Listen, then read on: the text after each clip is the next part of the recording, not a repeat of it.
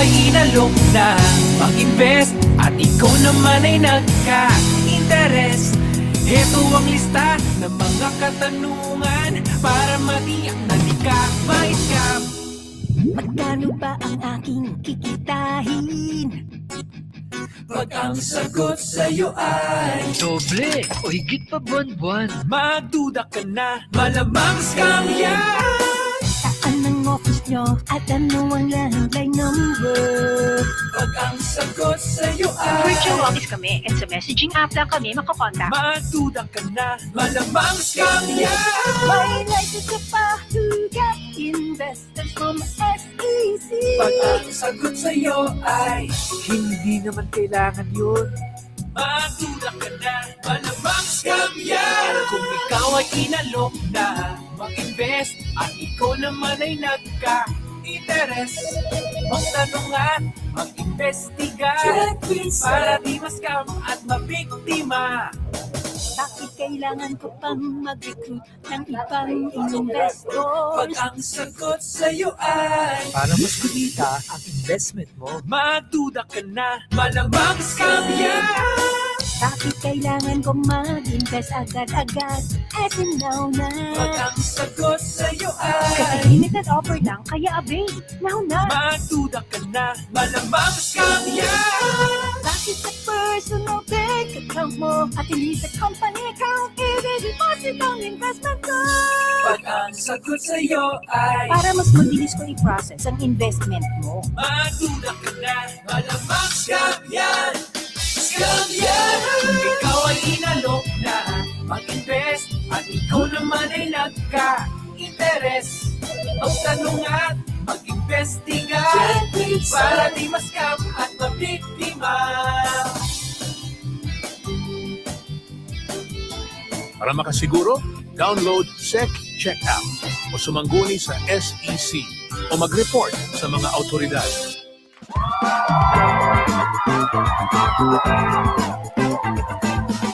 Ladies and gentlemen, welcome to It's a Day. And I am your host, Nick. And our searcher for today is Aldea. Aldea, kamusta? I'm great! At excited na akong mag-invest! Aldea is a former OFW in Dubai. 5 taon siya nagtrabaho doon bilang isang store clerk sa isang mall. She is now back home and is looking for the right investment. Ready ka na bang mag-invest, Aldea? Ready na! She has 3 very interesting choices. Choice number 1, Chris. Why do you think she should invest her money with you? Hi, Aldea.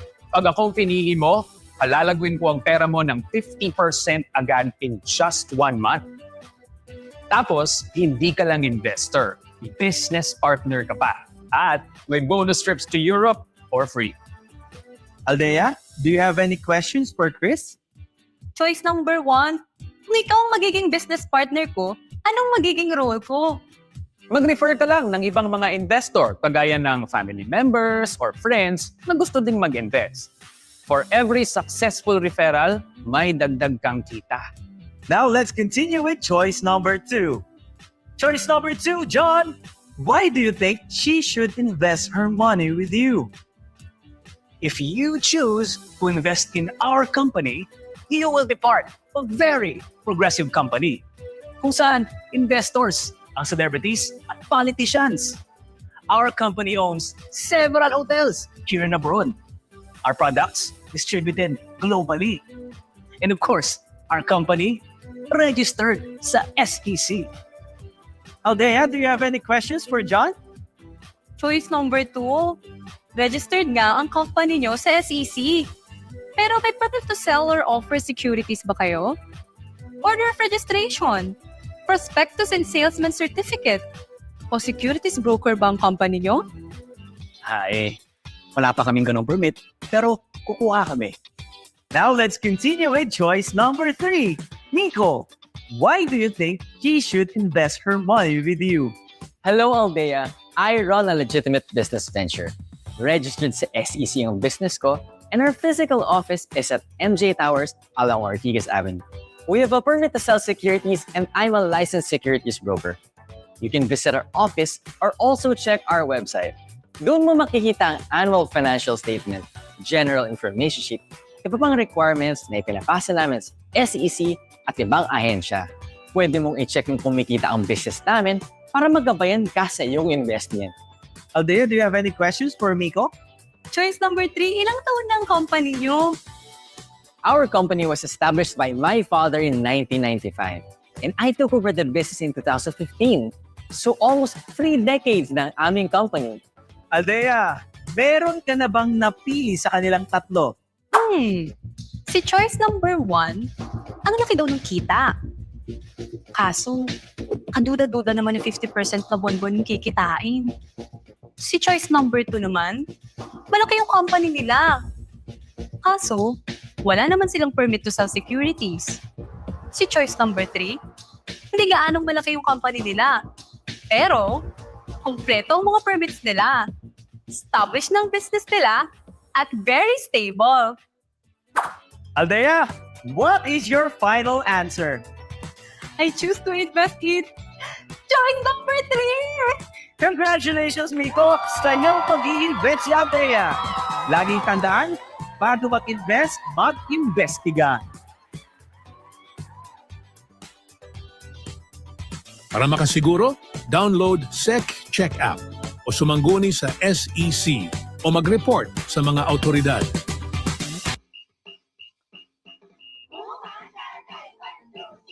Scan, scan, scan, scan, scam, scam, scam, scam. Scan, scan, scam, scam, spam, spam, scan, scam. Scan, scam, scan, scam, spam, scan, scan, spam. Scam, scan, spam, scan, scan, scan, scan, spam. QR codes, scan it with caution. Unsure, mark it as spam. It could be a scam. Stop and check before you scan. Protect your money. Be a smart financial consumer. Think, think, think, think, click, click, click, click. Think, think, link, think, click, click, think, click. Think, link, click, think, think, link, think, click. Link, think, click, link, think, click, think, link, think. Receive a text. Basta may link, wag i-click. Always think before you click. Protect your money. Be a smart financial consumer.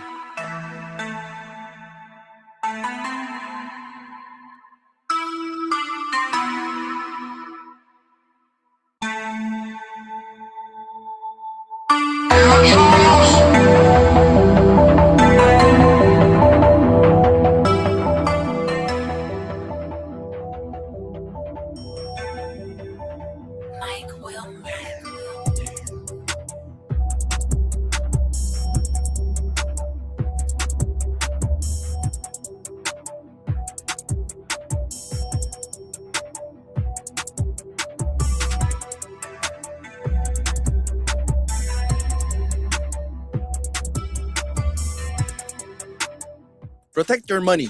Be a smart financial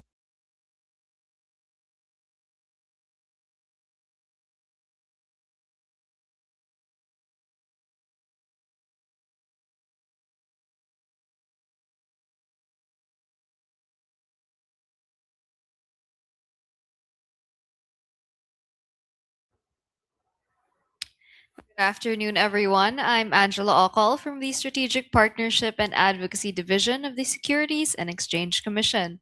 Welcome to this webinar of the SEC Communication Advocacy and Network, or the SEC CAN initiative, produced under the leadership of Chairperson Francis Lim and Commissioners J.V. Paul D. Francisco, Carlo S. Ballo, Macjil Brian T. Fernandez, and Rogelio V. Quevedo, and in partnership with the public and private sectors under the SEC Campaign Network. In today's webinar, we will walk you through the process of company registration with the SEC. We are joined by esteemed resource speakers from the Company Registration and Monitoring Department and the Information and Communications Technology Department, who will discuss everything you need to know, from the requirements to the online systems for registration and so much more. This webinar caters not only to existing business owners who seek expansion and aspiring entrepreneurs who want to establish their business. This webinar is also perfect for students, professionals, organizations, and the general public who wish to gain a better understanding of the company registration process. Ano man ang background ng bawat isa, siguradong marami tayong matututunan sa webinar natin ngayong hapon. As mentioned earlier, this webinar is part of the SEC CAN initiative, which seeks to strengthen financial literacy, investor protection, and corporate awareness among the public through meaningful partnerships and educational programs. We are grateful to all our participants, partners, and resource speakers who have taken the time to join us today. A big shout out as well to our Facebook Live viewers. Make sure to stay until the end of the webinar to maximize your learning opportunity this afternoon. To formally begin our session, let us first watch a series of walkthrough videos that will guide you through the process of registering your company with the SEC. These videos will provide an overview of the key steps and online procedures that aspiring entrepreneurs and business owners need to know to successfully register their businesses with the Commission.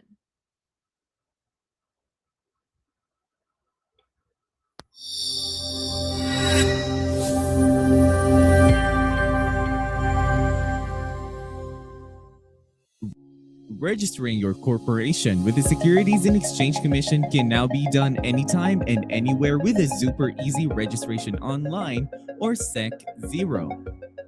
Registrants of domestic stock corporations with all Filipino incorporators, including one-person corporations, may choose between zero processing through one-day submission and e-registration of companies or one SEC, or via regular processing through the electronic simplified processing of application for registration of company or eSPAR.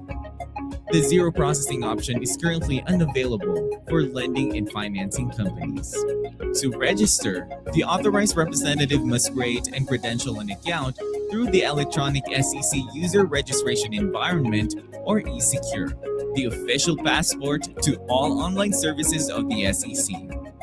All incorporators and company officers must also create and credential their individual eSecure accounts for the digital authentication of the registration documents. To start, log in using your credentialed eSecure account. Once logged in, you will see all online services of the SEC accessible through eSecure. Scroll down until you see SEC Zero. Click Go to Site. This will redirect you to the SEC Zero homepage. Scroll down and go to OneSec Processing on the left side of your screen. Click Proceed. A step-by-step user guide and FAQs are available in the portal for your reference. Click Proceed OneSec with Zero Processing application. You will then see the General Provisions page.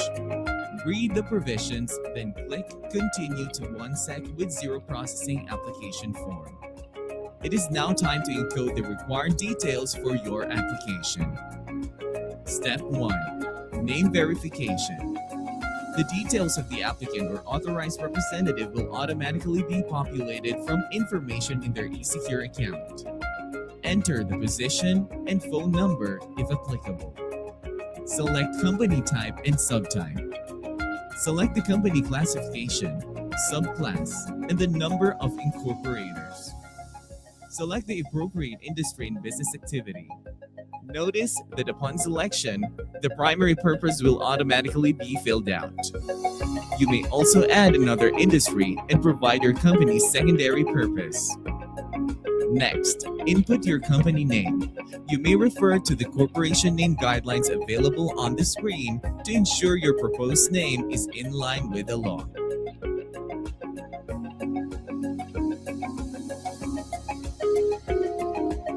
Click Next. A summary of your company name and other details will be flashed on screen. If everything is in order, click Save and Proceed. A confirmation notification will appear. Click OK to continue. After confirmation, the applicant will be redirected to Step 2, or the encoding of the company details. Step 2. company details. Input your principal office address and official company contact details. This includes your company's official and alternate mobile number and your official and alternate email addresses in accordance with SEC Memorandum Circular Number 28 Series of 2020.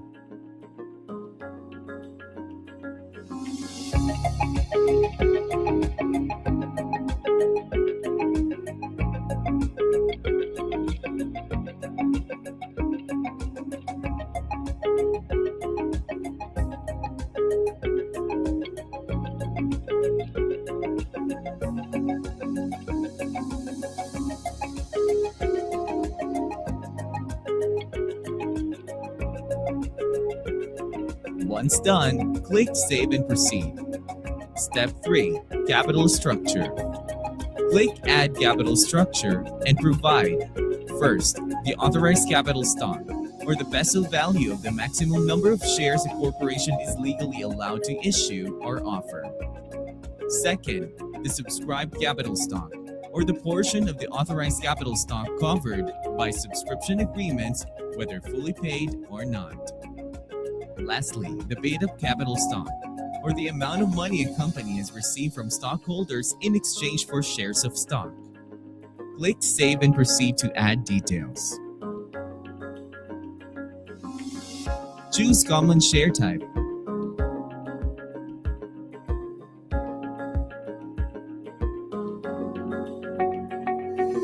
And provide your fiscal or calendar year details. Select your company's term of existence and your preferred date of annual meeting. Once complete, click Save and Proceed. Step 4. Company Officers. Provide information on your treasurer by entering his or her eSecure identification number. For company officers, click Add Incorporator, Director, or Subscriber. Note that you need their eSecure identification numbers to proceed. Specify whether they are an incorporator, director, or subscriber by clicking Yes or No. Provide their subscription details and click Save.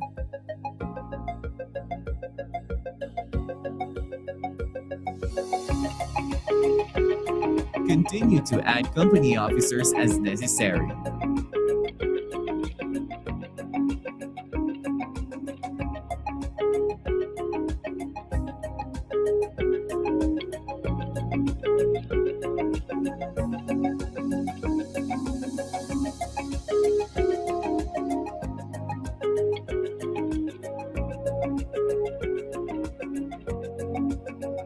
Tick the box, click here to confirm, then click Save and Proceed.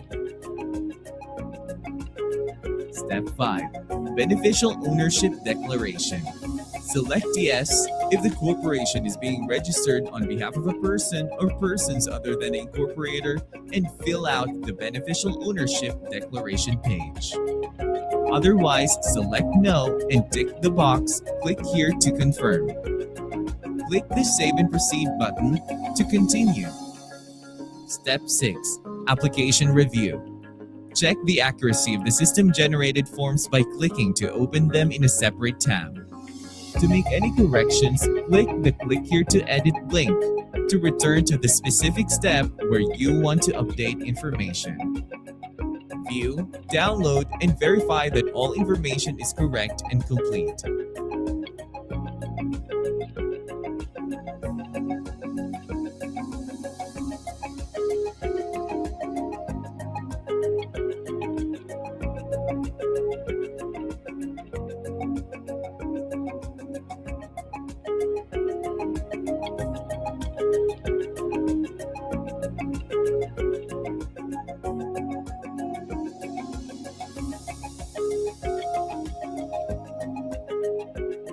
The total registration fee based on your authorized capital stock will be displayed. Review and agree to the terms of service, privacy notice, including the privacy policy and consent form, and certification by checking the box. Next, validate the link sent to your official and alternate email addresses to proceed and complete the application.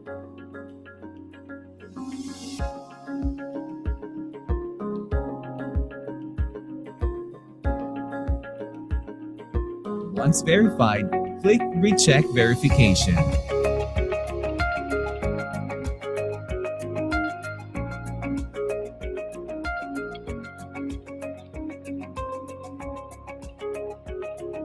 Enter the verification code based on the letters and click Proceed to Document Authentication. A confirmation message will appear to confirm your submission. If no changes are needed, click OK to proceed. Once the application is submitted, the system-generated documents must be digitally authenticated by all incorporators and corporate officers through the Electronic Submission Authentication Portal, or ESAP. Each incorporator and officer will receive an email notification with the subject, Ready to Authenticate. This portion will now show the document authentication process by each incorporator and company officer through ESAP. To access ESAP, each incorporator and officer must log into their individual eSecure accounts. Under the Services menu, click ESAP, then click Login. Once inside the ESAP document signing portal, incorporators and company officers can start authenticating the system-generated documents to complete the application.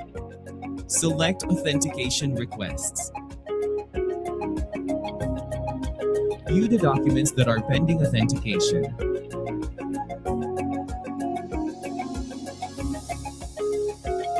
Click the document to see its details on the dashboard.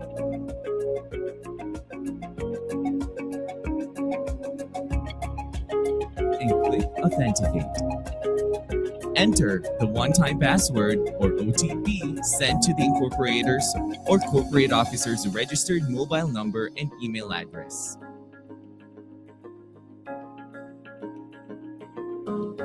Click Verify. Once the OTP is successfully verified, the dashboard will indicate that the document has been signed. Authenticate the remaining documents. Make sure that all incorporators and corporate officers authenticate the system-generated forms.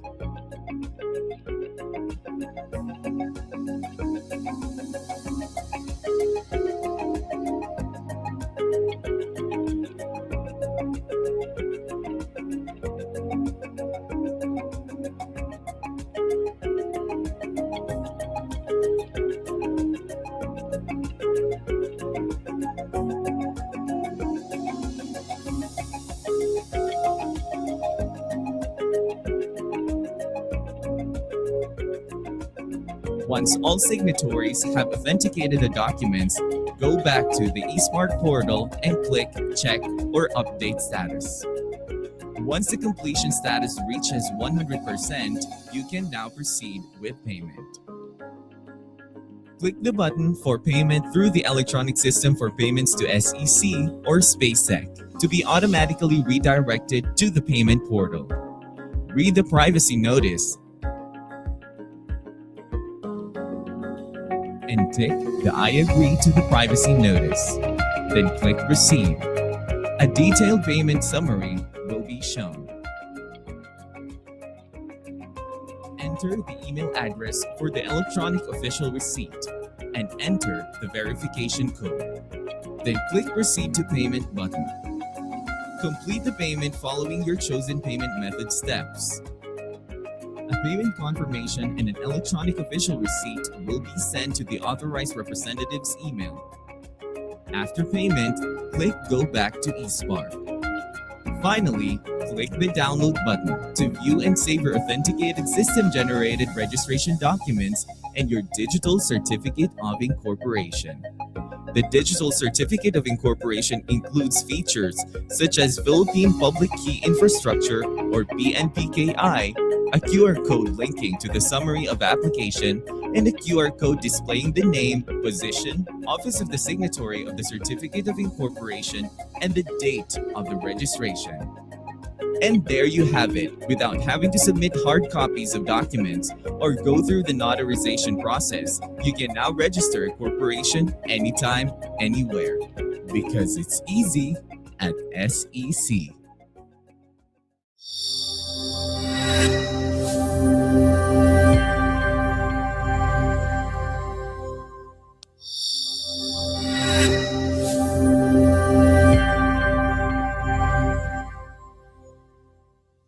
Registering your corporation with the Securities and Exchange Commission can now be done anytime and anywhere with a super easy registration online or SEC Zero. Registrants of domestic stock corporations with all Filipino incorporators, including one-person corporations, may choose between zero processing through one-day submission and e-registration of companies or one SEC, or via regular processing through the electronic simplified processing of application for registration of company or eSpark. The regular zero processing covers applications of stock corporations, including those wholly owned by Filipinos or with foreign equity, one-person corporations, and corporations with 2 to 15 incorporators. It also covers non-stock corporations that are wholly owned by Filipinos or with foreign equity, corporations foundations, federations, condominium corporations, and non-stock or non-profit organizations. The zero processing option is currently unavailable for lending and financing companies. To register, the authorized representative must create and credential an account through the electronic SEC user registration environment or eSecure, the official passport to all online services of the SEC. All incorporators and company officers must also create and credential their individual eSecure accounts for the digital authentication of the registration documents. To get started, go to espark.sec.gov.ph. Go to the upper right corner of your screen and click Login. Log in using your credentialed eSecure account. After signing in, you'll be redirected to the eSpark portal. Scroll down and click Proceed under Regular with Zero Processing. On the Regular with Zero Processing page, click Proceed Regular with Zero Processing application. You will then see the Terms of Use, Privacy Policy, and Consent Form of System user page. Read and click the Continue to Regular with Zero Processing application form. It is now time to encode the required details for your application. Step 1. Name Verification. Choose your preferred SEC processing office from either the SEC main office or any of the SEC extension offices across the country. The details of the applicant or authorized representative will automatically be populated from information in their eSecure account. Enter the position and phone number if applicable. Select company type and subtype. Select the company classification, subclass, and the number of incorporators. Select the appropriate industry and business activity. Input your company name. You may refer to the corporation name guidelines available on the screen to ensure your proposed name is in line with the law.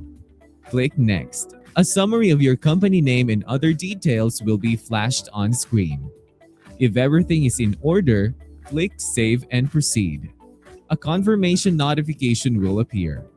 Click OK to continue. While waiting for the proposed company name verification process to be completed, you may continue to fill up the rest of the application. Step 2. Company Details. Input your primary purpose, principal office address, and official company contact details. This includes your company's official and alternate mobile number and your official and alternate email addresses in accordance with SEC Memorandum Circular Number 28 Series of 2020. Once done, click Save and Proceed. Once the initial name verification is complete, click the Click Here to Reserve Company Name button. Please note that the proposed company name is still subject to further review by the SEC Name Verification Officer. Confirm by clicking OK. Step 3. Capital Structure. Click Add Capital Structure and provide first the authorized capital stock or the peso value of the maximum number of shares a corporation is legally allowed to issue or offer. Second, the subscribed capital stock or the portion of the authorized capital stock covered by subscription agreements, whether fully paid or not. Lastly, the paid-up capital stock, or the amount of money a company has received from stockholders in exchange for shares of stock. Click Save and proceed to add details. Select the type of share. Input the number of shares and par value and click Save. Provide your fiscal or calendar year details. Select your company's term of existence, business activity, and your preferred date of annual meeting. Once complete, click Save and proceed. Step 4. Company Officers. Provide information on your treasurer by entering his or her eSecure identification number. For company officers, click Add Incorporator or Director or Subscriber. Note that you need their eSecure identification numbers to proceed. Specify whether they are an incorporator, director, or subscriber by clicking Yes or No. Provide their subscription details and click Save. Continue to add company officers as necessary. Tick the box, click here to confirm, then click Save and proceed. Step 5. Uploading of supporting documents if necessary. Once uploaded, click Save and proceed. If there are no documents needed, you may skip this step. Step 6. Beneficial Ownership Declaration. Select Yes if the corporation is being registered on behalf of a person or persons other than the incorporator and fill out the Beneficial Ownership Declaration page. Otherwise, select No and tick the box, click here to confirm. Click the Save and Proceed button to continue. Step 7. Application Review. Check the accuracy of the system-generated forms by clicking to open them in a separate tab. View, download, and verify that all information is correct and complete.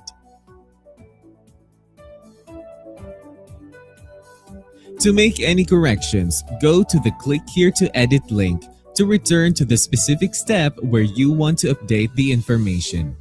The total registration fee based on your authorized capital stock will be displayed.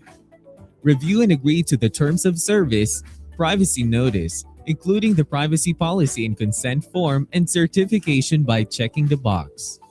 Next, validate the link sent to your official and alternate email addresses to proceed and complete the application. Enter the verification code and click Submit Application. A confirmation message will appear to confirm your submission. If no changes are needed, click OK to proceed. A notification that your application has been successfully submitted will be displayed. Click the Exit button. An email notification that the application submitted is pre-approved will be sent to the authorized representative.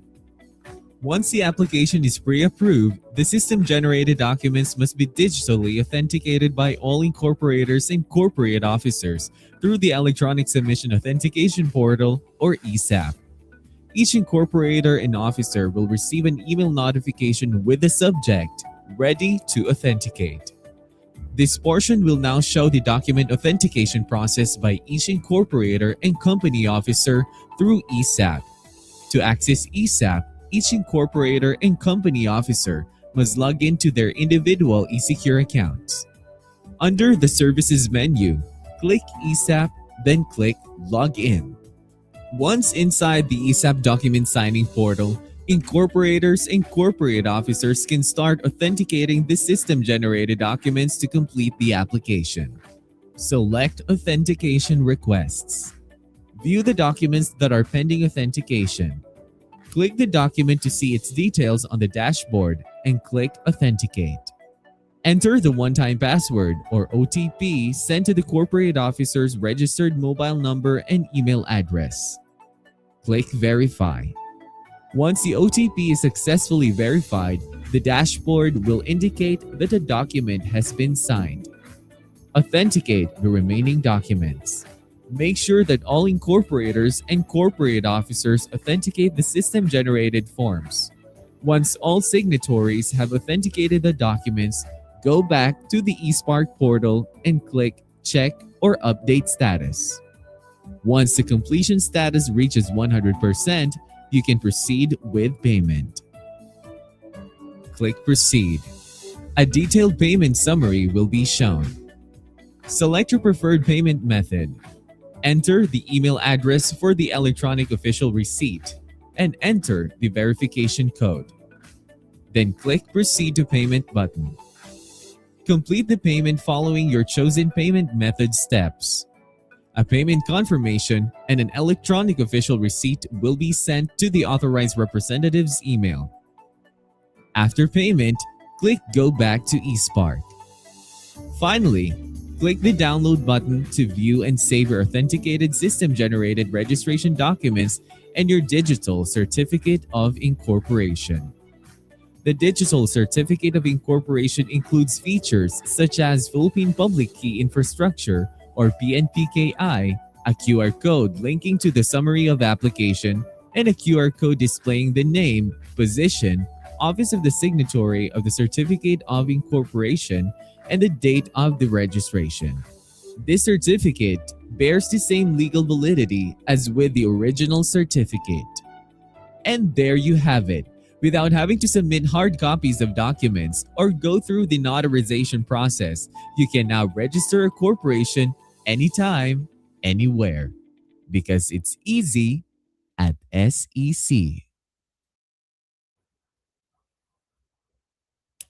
And there you have it. We hope these videos were able to give you a clearer picture of how the online registration system works. In case you missed any part of these two videos, you may rewatch them on the official YouTube account of the SEC Philippines. Let us move to the question and answer portion of our webinar. We consolidated the questions you sent through the registration form we posted. Please feel free to type any other questions you may have in this live video. Our online support staff are here to respond to your queries the best way they can. If we still have time later on, we will also check the pending questions in the comment box and answer them live. At this point, allow me to introduce our panelists this afternoon. First, we have Ms. Maria Erlida B. Kabatik, Supervising Securities Examiner from the Compliance Monitoring Division of the Company Registration and Monitoring Department. Next, we have Ms. Marites A. Josanta, SEC Information Technology Officer 2 from the Information Systems Development and Management Division of the Information and Communications Technology Department. And last, but of course not the least, we have Ms. Carla Therese L. Evangelista, SEC Information Systems Analyst 1, also from the ICTD ISDMD. Thank you so much for joining us this afternoon. And without further ado, let us begin this Q&A part of our webinar. For our first question, let's discuss one of the basic matters that the public needs to know. Who may register corporations in the Philippines? Ms. Early? Any natural person or persons of legal age or juridical entity or entities may register a corporation in the Philippines. And just to dig a bit deeper into that, Ms. Early, you mentioned juridical entities can also register a corporation. Can you give our viewers a quick example or expound on that a little of what kinds of juridical entities are allowed to do this and how does that work in practice? Actually, we have to know the meaning of juridical entity first. They are artificial beings or tinatawag natin na legal entity or entities. They are created by operation of law. And the law itself allows the right of succession, grants them the powers, attributes, and properties needed to pursue their undertakings. Thank you. Now let's go to this next question. If one opens a business, is it mandatory to register it with the SEC? What kind of business organizations must be registered with the Commission? Ms. Angel, in order to operate a business legally, it is mandatory to be registered under the Securities and Exchange Commission. There are different types of companies to choose from in registering a company. We have the stock corporation, which are categorized as domestic corporations, usually composed of all Filipino and the 60-40 setup. And then we have also the foreign-owned corporation, which is almost 100% foreign-owned as it is. Then we have partnerships, which are general, limited, or professionals. We have also foreign corporations covered by the branch and representative office. And for those who will not be able to engage in business, we have non-stock corporations, which also are domestic or foreign. And tama po ba, a majority of the businesses registered with the SEC are stock corporations? Why is it that this is the most common type of business that business people go for rather? Ano po ba ang meron sa stock corporations na wala sa ibang corporations? Yes, tama ka. Majority of the businesses registered with us are stock corporations. Siguro, dahil basic yung requirements, it is easy to register since it's online and it has less documentary requirements to prepare. We also received another question from the public.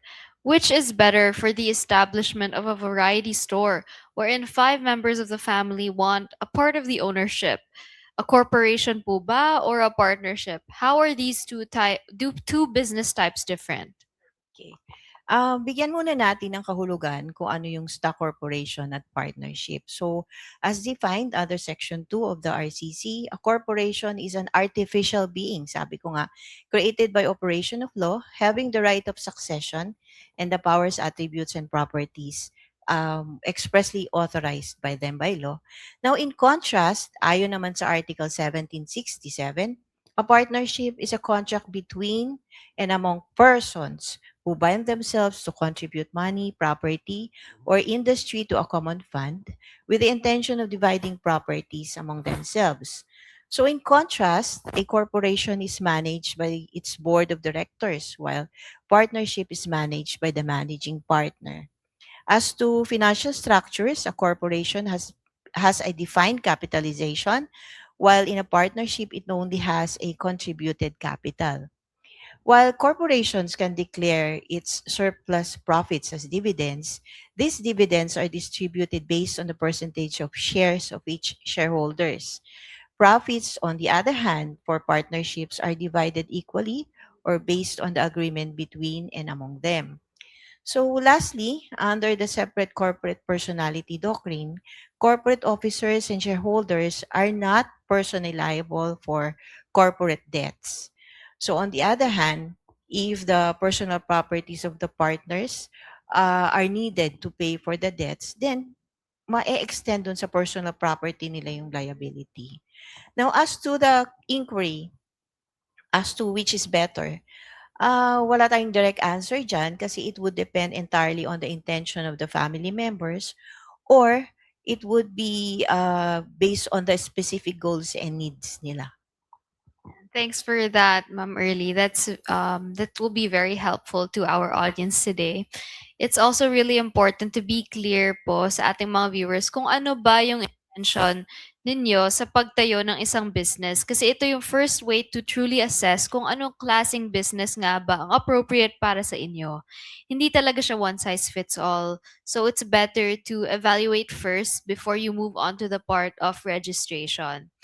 Let's move now to the next question that we received. This time, it's about one-person corporations or OPCs.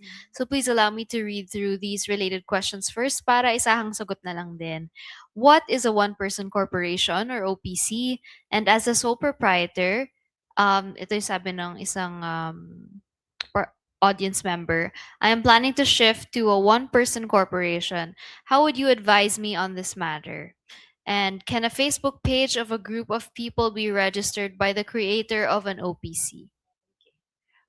We have to determine muna ano si OPC. So according sa Section 116 of the RCC and further discussed in SEC Memo Circular 7 Series of 2019, an OPC is a special corporation with a single stockholder. Now, ang tanong is to shift from a sole proprietorship to an OPC? Yes, you can. They have to submit an application for OPC. Now, if it's an existing corporation, like it's a regular corporation and then it would be converted into an OPC, then they have to amend the articles of incorporation. So the first thing na apektado dyan is the corporate name. So for OPCs, syempre definitely the suffix would be OPC. And then furthermore, the capitalization structure should be adjusted also. Now, for detailed documentary requirements for the conversion, it can be found in the Citizens Charter of CRMD. Now, as to the inquiry on the registering of a Facebook group page, please note that an OPC is composed only of one single stockholder. Therefore, yung creator nung Facebook page na yon would be the sole owner of the corporation to the exclusion of the other members of the group. Thank you for that answer, Ms. Early. Isa ang OPC or one-person corporation sa innovations na na-introduce sa atin ng Revised Corporation Code or RCC. Now, it's possible for a corporation to have a single stockholder. Its main difference from sole proprietorship is that an OPC has a personality that is distinct from the stockholder, and the liability of the stockholder is limited to the amount of the capital invested. Now, that's also something really worth looking into. Pumunta naman tayo ngayon sa na-receive nating tanong about foreign corporations. Are there any special requirements for one who is interested in registering a foreign corporation? How about corporations with 60/40 ownership? What requirements naman po should be submitted? For the registration of foreign corporation or a corporation with 40% or more foreign equity participation, any participating foreign national must provide their passport number. Okay po. And may I also ask, what's the difference between foreign corporations and foreign-owned corporations? I believe there is a distinction between the two. For foreign corporations, they are legal entities that are already registered outside the Philippines. So may country of origin sila. And they want to set up a presence here in the Philippines. That's why they're applying for a branch or representative office or multinational companies for that matter. Now, may mga foreign corporations din na ayaw nila magtayo ng branch or foreign corporation. So, what they do is they register as stock corporation. And then majority of the owners of the shares there are the foreign entities also. So, yung stock corporation becomes now a foreign-owned corporation. So, distinct talaga siya kasi it would matter kung ikaw ba ay magtatayo ng isang foreign corporation dito para maging representative mo siya or yung negosyo mo sa abroad ay gagawin mo rin dito. Foreign corporation yung category niya. Now, if it's a stock corporation dito pero majority ay pag-aari naman ng mga foreigners, then it becomes a foreign corporation. So, may difference siya pagdating dun sa license. Kasi for foreign corporations, we issue license to do business in the Philippines. Now, for foreign-owned corporations, we issue the certificate of incorporation. Okay. Thank you for that clarification. Now, what are the common data or information that applicants must prepare prior to online registration? So I believe this would be for ICTD. Okay, ma'am. So for 1SEC and 0 regular, these are the information that applicants must prepare prior to online registration. So number 1, i-ready po yung proposed company name. Second is the principal office address. And then primary and alternate email address and must both be active. Same with the primary and alternate contact numbers. Both must be active also. And lastly, the e-secure credentialed account. So to our viewers, please take note of the data mentioned by our speaker para maging smooth ang inyong registration with the SEC. It's also important to remember that your contact details must be active to ensure that the public and regulators like the SEC can reach you for any matters or concerns. Now for our 7th question today, ang tanong po, if I am already a shareholder in an existing company, can I register another company where I'm also a shareholder? Yes, Miss Angel. So, bilang isang namumuhunan, maaari kang maging shareholder sa iba pang korporasyon. Okay po, so that's very clear. Hindi po hadlang ang pagiging shareholder sa isang existing company para makapagtayo ng sarili mong company kung saan meron ka ring shares. Taking off from that question naman po, can a cooperative become an incorporator of a holding company? Yes, it can be an incorporator since a cooperative is a juridical entity also. Allowed sila. Thank you for that. Now, we're moving on to some questions about the registration process and the system itself. I believe our resource speakers from the ICTD can also answer this. Yung tanong po, can I register a corporation completely online or are there still manual applications? Yes, registration of a corporation with the SEC is through online only. So wala na po tayo ngayong manual application for registering a company. As we've seen in the videos presented earlier, the SEC has transitioned to a completely online process. So you can register your company anytime, anywhere. No need na pong pumila or mag-ready ng mga physical documents. For our 10th question naman po, do all corporate officers need to register in eSecure prior to accessing the systems for company registration? For company registration through OneSec and Zero Regular, corporate officers, incorporators, subscribers, and directors are required to have an eSecure credential account prior to the registration. Now, to reiterate, all signatories must have their own credentialed eSecure account. eSecure kasi is your passport to all SEC services, kaya we encourage everyone to sign up. For the next question, this is still related to eSecure. Can one eSecure account be used to register more than one company? What can we do if one person's account cannot be used for multiple companies? Actually, yes, an individual eSecure account can be used to register more than one company po. As we mentioned before, eSecure is an individual account, so pwede siyang gamitin to handle multiple clients. So tama po ba? Our viewers need to use their personal email address to register via eSecure. Yes, to register kasi an eSecure account, applicants need to use their personal and active email address. What are the differences between the online systems naman po used by the SEC for company registration? And what are the benefits offered by each one of these systems? So presently, we have 3 types of company registration. So the first one is the OneSec. So the OneSec registration process is intended for domestic stock corporation, all Filipino or with foreign equity participation, including one-person corporation and those with 2 to 15 people involved.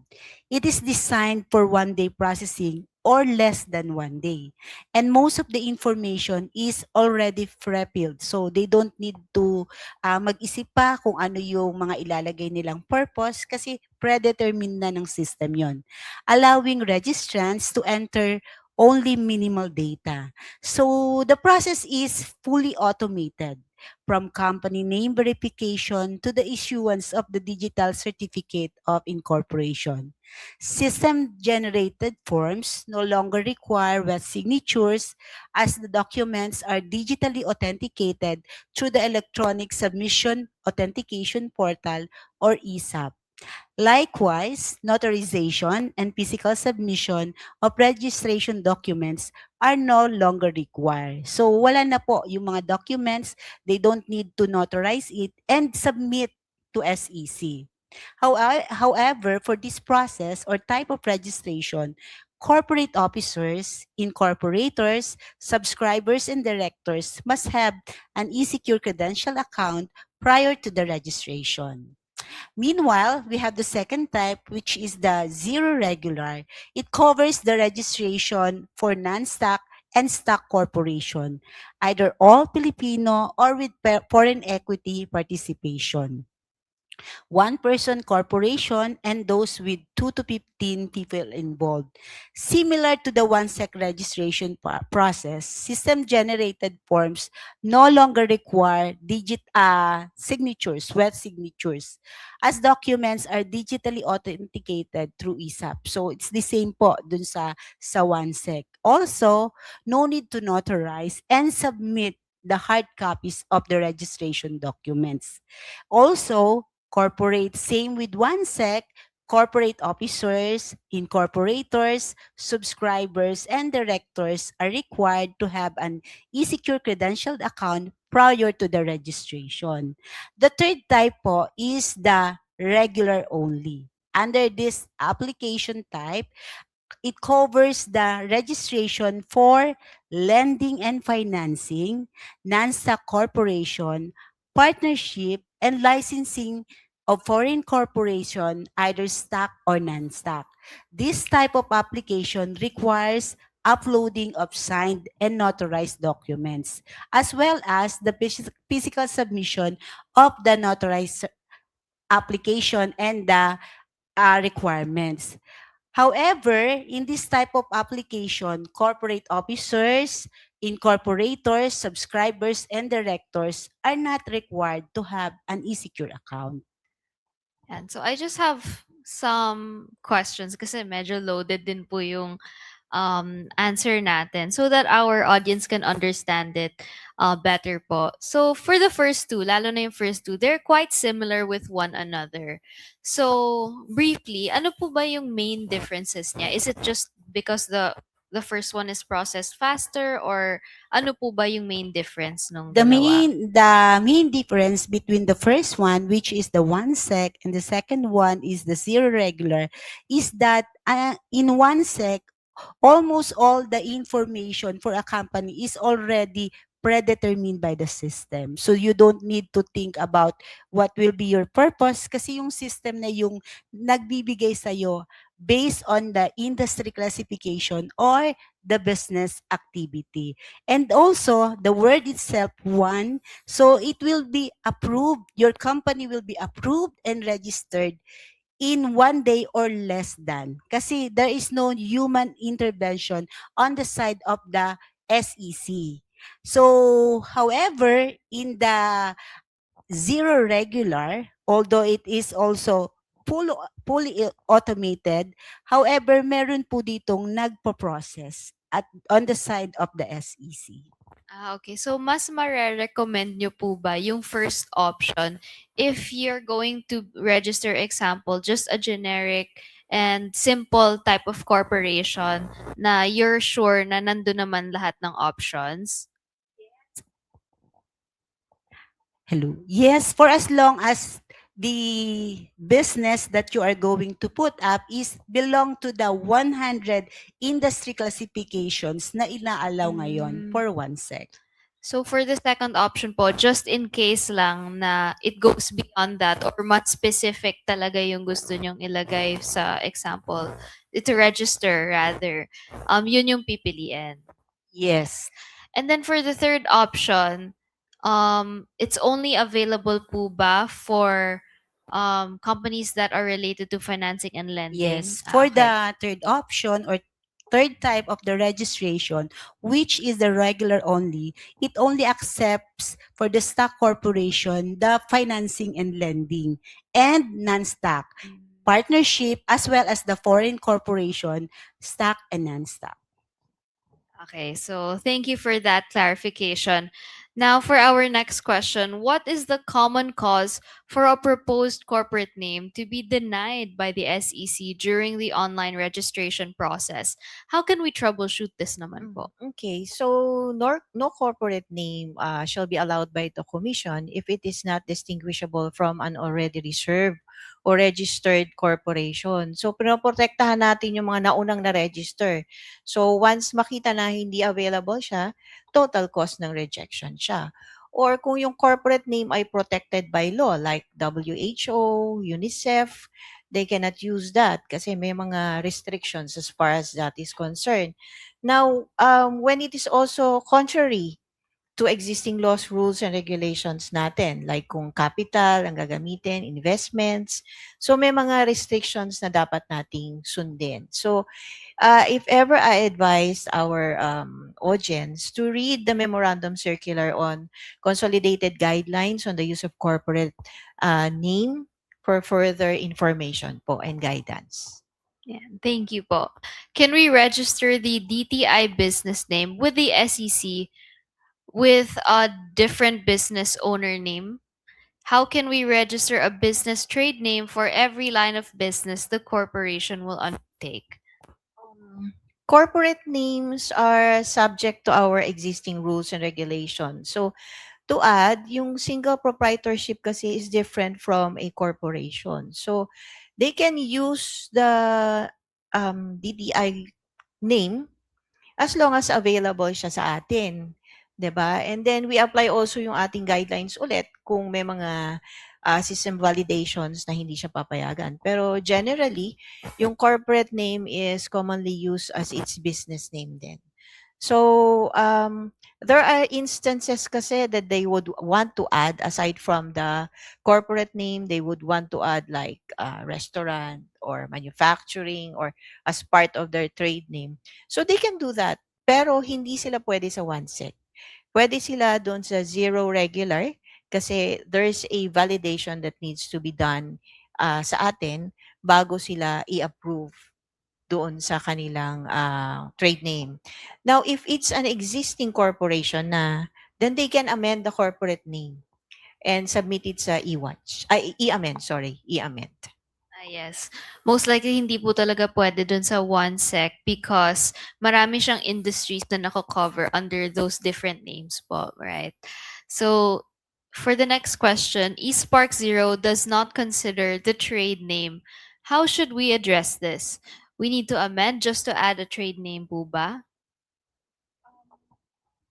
For the OneSec kasi, since wala siyang human intervention, so walang way na ma-check kung existing yung trade name niya.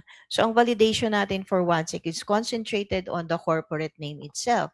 So ang suggestion ko nga, if you have trade names as part of the corporate name, you go to zero regular para may guidance din kung bakit na-disapprove. At saka most probably, it's 100% na okay yun kapag dumaan dun sa regular zero. I think best option lang po talaga yung one sec. Very straightforward lang po talaga yung plan nyo for registration. Like the usual. If you just need it quick and everything straightened out naman, okay ka na po sa one sec. But if you have some complications, some additional details that you'd like to add to avoid a hassle in the future, sometimes it's okay din po na may human intervention po muna yung mode of registration ninyo. Yes, I agree. So, in terms of capital, is there any minimum required capital for newly registered corporations? Under Section 12 of the RCC, specifically sinabi niya na stock corporation shall not be required to have a minimum capital stock unless merong specific law that provides it.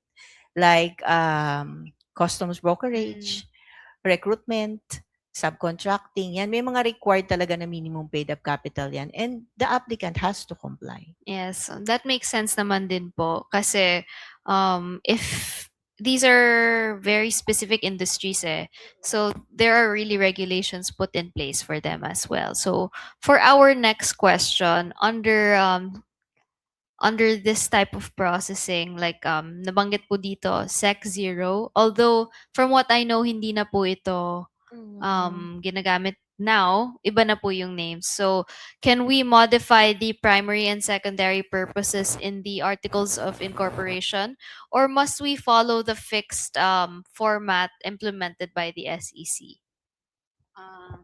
Yes, this type of registration does not have predetermined purposes and allows the applicants to enter their own primary and secondary purposes. So sila po, whatever yung purposes aligned with their industry classification and the business activity. So even maglagay po sila ng purposes, that will be subject for review of the processor or the reviewer.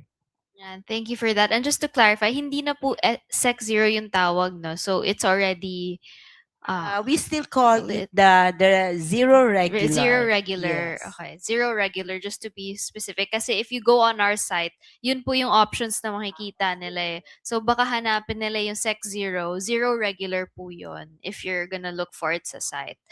Now, what are the recommended best practices for companies to ensure smooth online registration processing?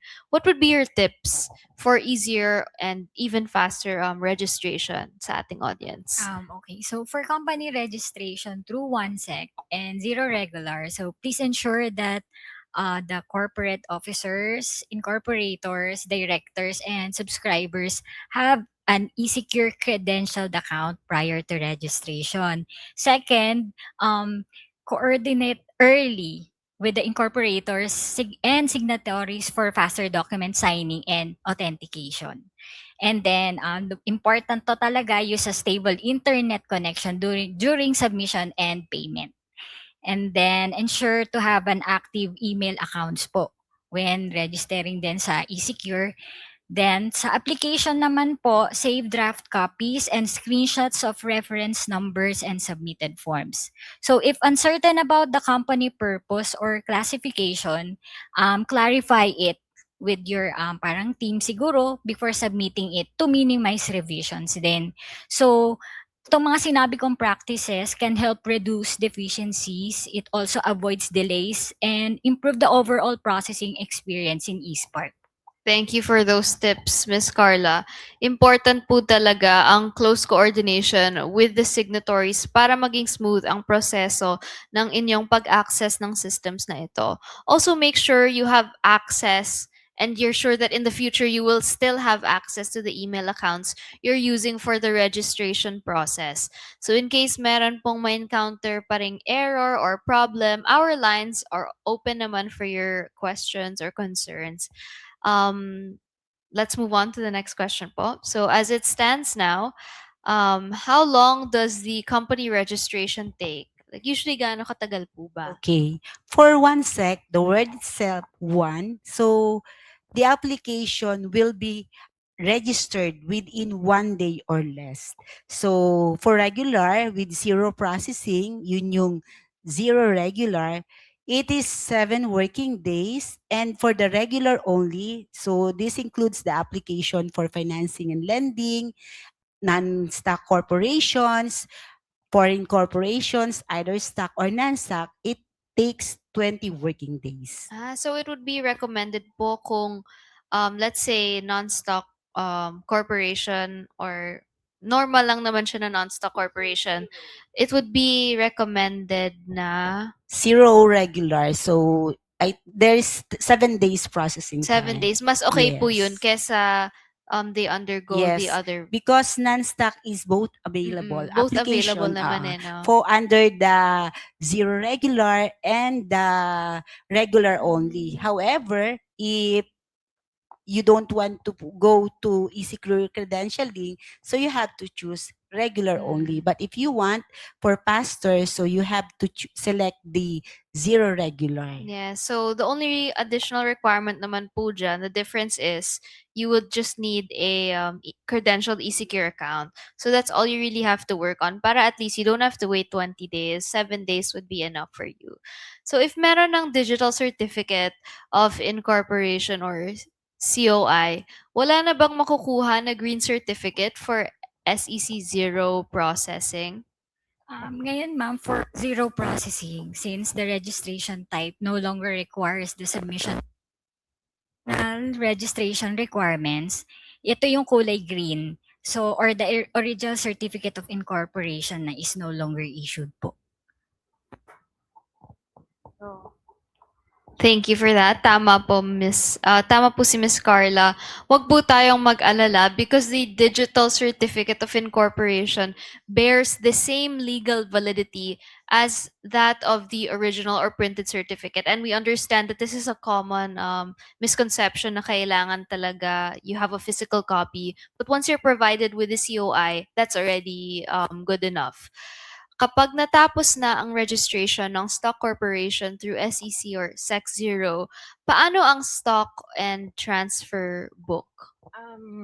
Once na natapos na yung registration, usually nakakalimutan na sa stock and transfer book. Hindi na bumabalik sa SEC. So I advise them to buy a stock and transfer book and have it recorded sa CRMD. Okay, thank you po. How can applicants correct errors naman po in submitted applications or uploaded documents? I believe this is also a common concern. Po.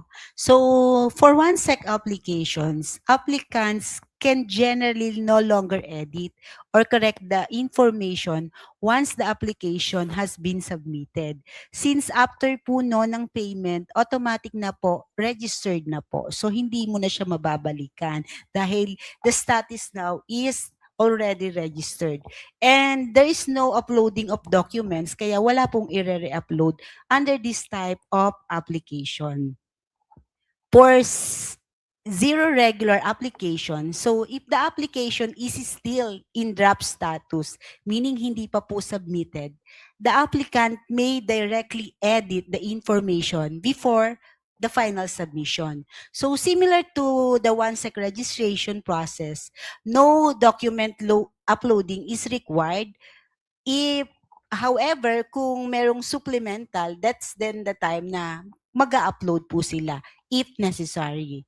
So if the application has been submitted but is still under processing, corrections may only be done once the application is returned. Kasi po, ibabalik naman po yun ng processor or ng reviewer for the applicant to comply for the revision. So, saan po na nyo makikita yung mga deficiency na yon? So, these remarks or deficiency notice is indicated po doon mismo sa application nyo sa system. And also, you can see it also doon sa email notification na sinend po ng system. So you have to make the necessary corrections and resubmit the application. If the error naman po involves major information that can no longer be edited or corrected, the applicant may need to cancel the application and create a new application subject to existing SEC procedures. Yeah, thank you so much for that. So I think bottom line here is let's make sure to double check the information we're providing in order to avoid these errors. Due diligence nga naman po on the applicant side. Pero kung hindi naman maiiwasan, syempre minsan may nakakalimutan tayo or hindi natin napansin. Let's just take note of the things shared by Ms. Maria on how we can rectify it. Now, can the registration date be different from the one indicated in the GIS or General Information Sheet? Actually, there's only one approval date, and that is the date stated in the Certificate of Incorporation. So, ang magpe-prevail dyan sa date na yan is the date is indicated dun sa COI. Kasi yung GIS, possible na nagkamali lang ni entry eh. And yun ay post-registration na submission eh. So, ang babalikan nyo palagi, ang mahalaga is to check, double check kung ano talaga yung date na nakalagay dun sa COI. Yun din po kasi talaga yung main basis. So thank you for that, Ms. Early. Can we amend or convert naman an OPC to a regular corporation? What's the process for this? Okay, so yung OPC kasi is allowed to be converted into a regular corporation. Like kung isang single stockholder ka ngayon, nakakuha ka ngayon ng mga magi-invest at kailangan mo na ng malaking capitalization, you can convert it through an amendment. You can file it sa e-amend na system namin together with all the documentary requirements. And so that's really one of the perks of the OPC is that you don't necessarily have to go through the entire process of registration again. You can simply convert it. You just need to probably submit additional documents and all that. Yes, you have to submit an amendment of the Articles of Yeah. Incorporation. So how can we amend a company name that will be using a trade name?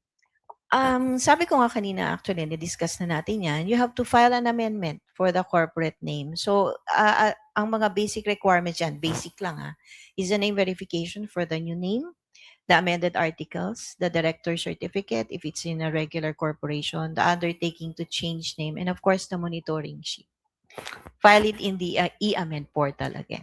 Thank you. So what should we do after SEC registration?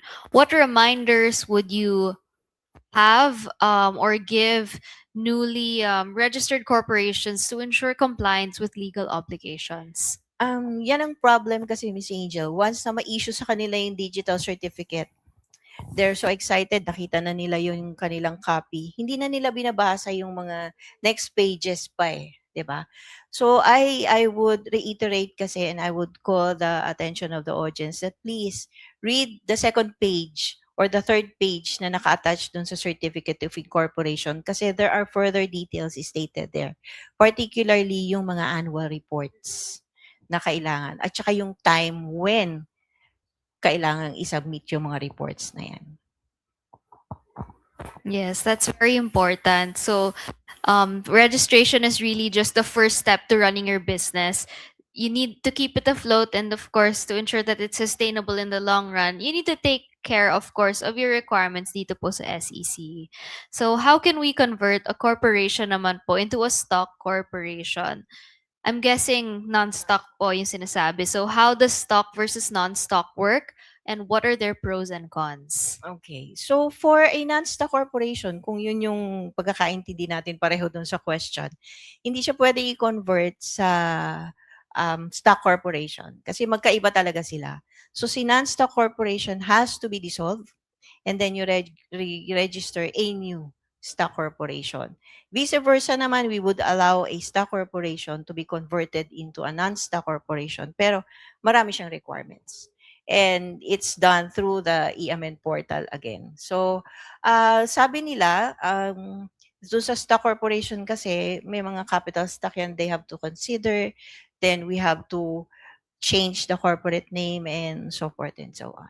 Yes, so non-stock and stock corporations are two completely different things kasi. So hindi mo lang siya basta mako-convert from non-stock to stock. It would be best to go through the registration process again because marami ka ring idadagdag na new details na wala naman sa non-stock. Yes, right. So is it possible for us to use our church name naman po as the name of our school or do we have to register another name? What are the requirements for this? Kung ang pinag-uusapan natin is the name of the church being used as part of the name nung corporate name nung school, yes, we allow it. Kasi there are educational institutions that are run by the church. Pero if ang function nila ay church and school, we do not allow that. Kasi different talaga yung kanilang functions as well as the laws that cover them. So, kung church, church ka lang. Kung school, school ka lang. Pero you can use the name of the church as part ng name nung school. So, in that case, let's say na there's an existing church already, they can just create a new registration naman po as an educational institution, pero under the same name. Pwede naman po kasi yun eh, di ba? Na they have the same name, pero different naman kasi yung functions nila or industry. Kasi may mga churches kasi na nag-ooperate din ng school. So, pwede yun. Pwede yan. po. So, non-stock and stock option, which is more appropriate for their type of incorporation daw po? Yun yung tanong. Actually, it depends on the intention and the resources eh. Kasi kung ang purpose mo is to earn profits, diba, and you would be engaging in business, then you go to stock corporation. Ngayon, if your purpose is to pursue a common goal to help the community, to provide mga livelihood activities or yung mga civil societies, then you have to register as a non-stock corporation. Yes, actually nabanggit mo na nga rin po yan kanina, Miss Early. So, they're two different things. They're worlds apart.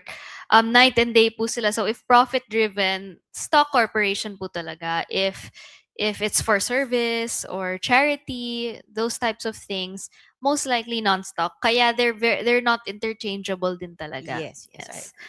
Now, there's also another question naman po about the system naman. So why does credentialing fail? What are the reasons? What are the possible errors that they're encountering? Okay, so very familiar talaga yung question na yan. So, for credentialing attempts na nagpe-fail, ito yung mga na-encounter namin eh. So, una is failure due to a mismatch of information across submitted ID. So, yung mga sinubmit ng ID, yung dalawang ID, contains different personal information. Number two, the details on the submitted IDs does not match the eSecure registration profile, or the birth date entered during registration is different dun sa nakalagay or nakareflect dun sa submitted IDs po. So another scenario naman is failure due to a poor quality or invalid ID submission. So the ID image possibly may be possibly blurred, unclear, or unreadable. Another reason is a scanned or photocopied version. Usually po yung mga IDs na sinasubmit nila is not the actual physical ID eh. So the user presents an ID na possible displayed on another device like cell phones, tablet, instead of the physical ID. Or the submitted ID is not included dun sa list of accepted valid IDs po namin. Then lastly is failure due to liveness check. So the live or selfie video na ginagawa tuwing registration, nung na-capture siya, possible na blurry siya or unclear or madilim. Then a printed photo or photocopy of a person's face is used. Minsan nakikita namin Xerox lang yung mukha pero hindi sila talaga yon, ibang tao. Tapos, a photo displayed on another device again, such as phone or tablet, is used instead of the actual person appearing during the liveness check. Ito yung ginagamit yung phone, tinatapat po sa camera ng laptop, possibly. Nag-fail po talaga kasi nadidetect po yun ng mismong system. So, if your credentialing attempt naman becomes unsuccessful, the user can contact us, SEC, by creating naman a ticket through the iMessage portal po. Yeah, so all of those three things that you mentioned, those three scenarios, they go together. So hindi pwede na, okay, tama yung ID mo, tama din yung details, but hindi ka naman nag-liveness check properly. 'Di ba? Hindi din talaga magpo-proceed yung credentialing. And hindi din naman pwede na, okay, I'm physically present, mabilis yung wifi ko, pero yung details naman sa ID mo may mismatch. Yan, so please double check that. What are the differences between registering with SEC, registering with BIR, and registering with DTI? Liwanagin natin kasi pinagdugtong-dugtong yung question. So, i-clarify natin. So, registration of corporations and partnerships fall under SEC, while single proprietorships fall under DTI. Now, kung na-register na yung dalawa na yon and they need to secure a corporate team afterwards, then they proceed to BIR. Actually, sa atin sa eSpark, meron tayong Philippine Business Hub where they can continue and register yung kanilang corporate team din. Yes, diretso na po right after registration. And so magkaiba po yung tatlong yun. So we're not connected with each other. Right. We have our own jurisdictions and our own mandates. So we're very different, but of course we still work together naman as agencies in the government. So in the educational video earlier, it says that the online registration does away with the notarization requirements. Does it mean, for example, that we do not need to notarize the articles of partnership? Is their understanding correct? Please clarify daw po. Okay, marami nakakapansin yan na si partnership ay hindi kasama dun sa zero na processing namin. Kasi may restriction siya. Ang sabi kasi, yung articles of partnership should be a public document. So when we say a public document, it's supposed to be notarized and authenticated by a public official, di ba? Or usually, it is acknowledged before a notary public. So when you say that, dapat si articles of partnership ay may wet signatures, para i-acknowledge or i-authenticate naman siya ni Notary Public. So that's the reason why hindi pa natin mailagay ang partnership doon sa zero na application sa eSpark. And so legally kasi those who will undergo partnerships, they're required pa po to submit the physical documents Kaya regular processing po talaga. So until such time na baka maging paperless na din, dun lang talaga magkakaroon ng faster options for registration. And so what are the most common reasons naman po for application rejection or delay? Another question just following up. So is eSecure ID required for all types of applicants? And can one eSecure account be used for multiple companies? I think nabanggit naman po to earlier, but of course, this is a very common question that we encounter in almost all of our webinars. So baka pwede lang po natin i-reiterate. Okay. So, sabi ko nga kanina, yung distinguishability, yung protected by law, and not subject to our rules and regulations. Ang na-encounter ko lang as part of my experience as processor kasi, usually nag-i-insist sila na may yung corporate name nila, ini-insist nila na gamitin nila despite the fact na may registered na. 'Di ba? So minsan ang advice namin is to secure a consent from that corporation para sure tayo na walang magiging kaso as far as the corporate name is concerned. Now, second one is baka yung corporate name is not in accordance dun sa purpose, 'di ba? Minsan gagamit sila ng halimbawa ABC Trading Corporation. Pero ang purpose naman nila is recruitment. So, hindi sila talaga consistent with each other. So, talagang mare-reject siya. Or kung yung kanyang piniling physique, halimbawa ay other services ba yung physique na yan. Tapos, ang kanya namang activity ay holdings. So, ire-reject pa rin siya kasi hindi naman sila magka-align na dalawa. So, yun yung mga common na causes ng rejection pag sa application din. So there are actually a lot of different reasons, Yes, not even just what was mentioned. So it's really important na when we're registering, we also take note of the guidelines that are available naman po online para po hindi din po pabalik-balik yung ating application.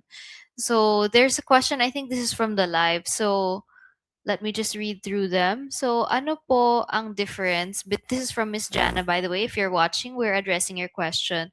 Ang tanong niya po, ano po difference between OPC and DTI registration as sole proprietor? This is also a common question. Yes, din po. common question yan. And actually, madalas na natin yan na ilalagay sa ating videos. So, si one-person corporation is in a corporate setup siya.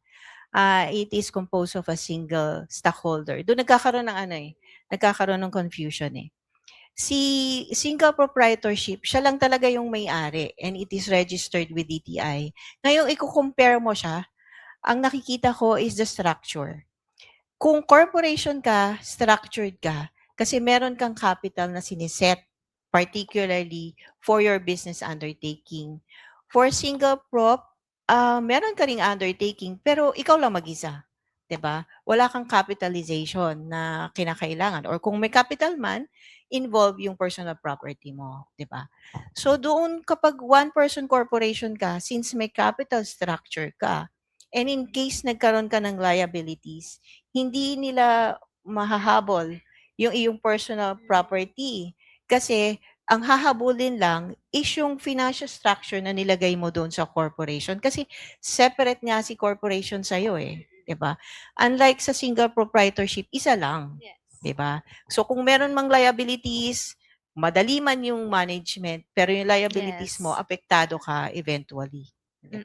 Basically, pag sole proprietorship, 1:1 siya. Your business it equates to yourself na rin. And the main distinction naman po sa OPC is you're a separate entity from that. And to add, kasi, di ba, kung corporation ka, meron kang perpetual existence, di ba? Si single prop kasi usually, as far as I know, parang 5 years lang and then you have Up to renew again. a certain diba? limit lang. Yes. So, ganun siya. Yeah. So this is from Miss Rona sa live. Do we need to amend the AOI if we change the stockholders? No. Don't change the stockholders doon sa articles of incorporation because it's an established fact already. So upon approval ng articles mo, nandun na sila eh, and then they cannot be changed.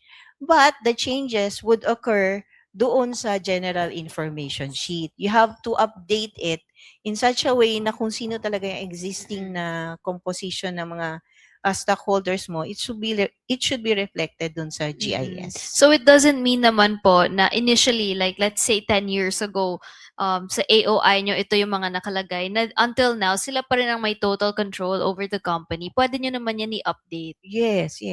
Not necessary na tayong apat yung nandun, tapos after a year, A syempre year. hindi natin makokontrol na baka mamaya nag-resign, 'di ba? Or gusto ko nang umalis sa corporation. Then you use the GIS para dun sa listing nung updated na stockholders. The AOI really just shows who were the ones who the ones who started the company or the corporation. But it doesn't mean that forever sila na po ang may control. Kaya po humihingi ng GIS every year. Yes, right. And so that was our last question for this webinar. We would like to thank our speakers, Ms. Early, Ms. Marie, Ms. Carla, for your time and for answering the questions sent by our stakeholders.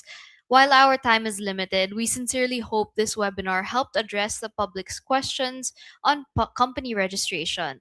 So just a few reminders before we formally close or end today's session. The annual filing of financial statements is still ongoing. All corporations whose fiscal year ends on December 31, 2025 shall submit their AFS on or before June 15, 2026. We still have a few more weeks, so we encourage all corporations to submit their AFS before the deadline. For any questions on the annual repertorial requirements, you may check out the recording of our webinar last month.